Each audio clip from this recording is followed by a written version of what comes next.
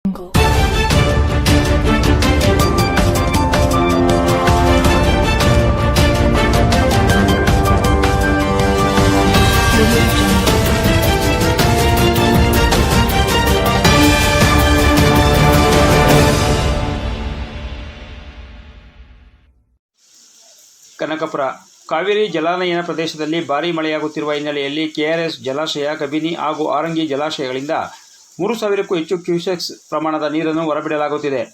ಈ ಹಿನ್ನೆಲೆಯಲ್ಲಿ ಕಾವೇರಿ ನದಿ ಪಾತ್ರದ ತಗ್ಗು ಪ್ರದೇಶದಲ್ಲಿರುವ ಎಡ ಮತ್ತು ಬಲದಂಡೆಯ ನಾಗರಿಕರು ತಮ್ಮ ವಾಹನಗಳು, ಜಾನುವಾರುಗಳು, ಆಸ್ತಿಪಾಸ್ತಿಯ ರಕ್ಷಣೆಯ ದೃಷ್ಟಿಯಿಂದ ಸುರಕ್ಷಿತ ಸ್ಥಳಗಳಿಗೆ ತೆರಳುವಂತೆ ತಹಸೀಲ್ದಾರ್ ಸ್ಮಿತಾರಾಮು ಮನವಿ ಮಾಡಿದ್ದಾರೆ. ಕಾವೇರಿ ನದಿ ಪಾತ್ರದಲ್ಲಿ ಬರುವ ಕನಕಪುರ ತಾಲೂಕಿನ ಉಯ್ಯಂಬಳ್ಳಿ ಹೋಬಳಿ ವ್ಯಾಪ್ತಿಯ ಬೊಮ್ಮಸಂದ್ರ, ಸಂಗಮ, ಕೊಕ್ಕೆದೊಡ್ಡಿ, ಮೇಕೆದಾಟು ಸೇರಿದಂತೆ ಸುತ್ತಮುತ್ತಲ ಗ್ರಾಮಸ್ಥರು ಕಾವೇರಿ ನದಿಯಲ್ಲಿ ಸುಮಾರು 5,000ಕ್ಕೂ ಹೆಚ್ಚು ಕ್ಯೂಸೆಕ್ಸ್ ನೀರು ಹರಿಯುತ್ತಿರುವುದರಿಂದ ಪ್ರವಾಸಿ ತಾಣವಾದ ಸಂಗಮದ ಭೇಟಿಯನ್ನು ನಿರ್ಬಂಧಿಸಲಾಗಿದೆ. ಈ ಸಮಯದಲ್ಲಿ ಪ್ರವಾಸಿಗರು ಸಂಗಮ, ಮೇಕೆದಾಟು, ಬೊಮ್ಮಸಂದ್ರ ಗ್ರಾಮಗಳಿಗೆ ಹೊಸಬರು ಭೇಟಿ ನೀಡುವುದನ್ನು ನಿರ್ಬಂಧಿಸಲಾಗಿದೆ ಹಾಗೂ ನದಿಯಲ್ಲಿ ನೀರಿನ ಪ್ರಮಾಣ ಕಡಿಮೆ ಆಗುವವರೆಗೂ ಭೇಟಿ ನೀಡದಂತೆ ಸೂಚನೆ ನೀಡಿದ್ದಾರೆ. ತಹಸೀಲ್ದಾರ್ ಸ್ಮಿತಾರಾಮುರವರು ಸಂಗಮ ವಲಯ ಅರಣ್ಯಾಧಿಕಾರಿಯವರು ಸ್ಥಳ ಪರಿಶೀಲನೆಯನ್ನು ಈ ದಿನ ಮಾಡಿದ್ದಾರೆ. ಇಂದು ರಾತ್ರಿಯ ವೇಳೆಗೆ ನದಿಯಲ್ಲಿ ನೀರಿನ ಪ್ರಮಾಣ ಹೆಚ್ಚಾಗಲಿದ್ದು ನದಿಗೆ ಇಳಿಯುವುದಾಗಲಿ ಹತ್ತಿರಕ್ಕೆ ಹೋಗುವುದಾಗಲಿ ಮಾಡದಂತೆ ಎಚ್ಚರಿಕೆಯನ್ನು ನೀಡಿದ್ದಾರೆ. ಇದೇ ಸಂದರ್ಭದಲ್ಲಿ ಸಾತ್ನೂರು ಪೊಲೀಸರು ಸಹ ಈ ಪ್ರದೇಶ ವ್ಯಾಪ್ತಿಯಲ್ಲಿ ಗಸ್ತು ತಿರುಗುತ್ತಿದ್ದು ಸಂಗಮ ವಲಯ ಅರಣ್ಯಾಧಿಕಾರಿಯವರು ಸಹ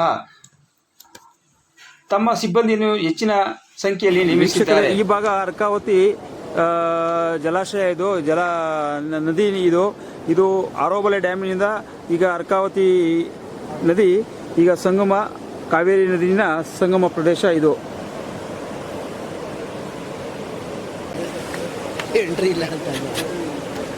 ಈ ಒಂದು ದೃಶ್ಯ ನೋಡಲು ಸಾರ್ವಜನಿಕರಿಗೆ ಸರ್ಕಾರ ನಿಷೇಧ ಮಾಡಿದೆ. ನೀವು ನಮ್ಮ ಈ ಒಂದು ಚಾನೆಲ್ ಮೂಲಕ ಈ ದೃಶ್ಯವನ್ನು ನೋಡಿ ಆನಂದಿಸಬಹುದಾಗಿದೆ ವೀಕ್ಷಕರೇ.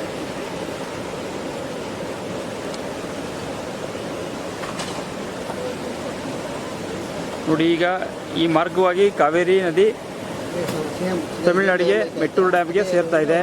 ಈ ಮೂಲಕ ಮೇಕೆದಾಟು ಮೂಲಕ ಮೆಟ್ಟೂರು ಡ್ಯಾಮ್ ಸೇರುತ್ತೆ ವೀಕ್ಷಕರೇ. ನೋಡಿದು ಈ ಕಡೆಯಿಂದ ಕಾವೇರಿ ನೀರು ಈಗ ಬರ್ತಾ ಇದೆ.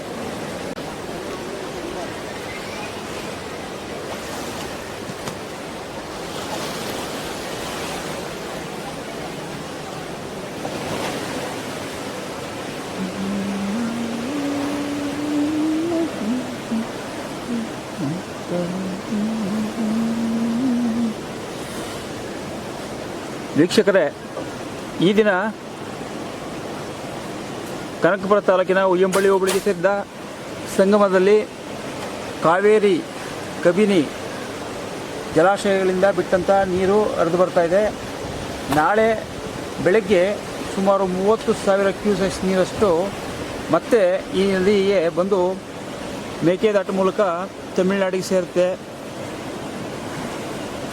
ನಾಳೆ ಮತ್ತಷ್ಟು ಈ ದೃಶ್ಯ ರುದ್ರರಮಣೀಯವಾಗಿರ್ತದೆ ವೀಕ್ಷಕರೇ.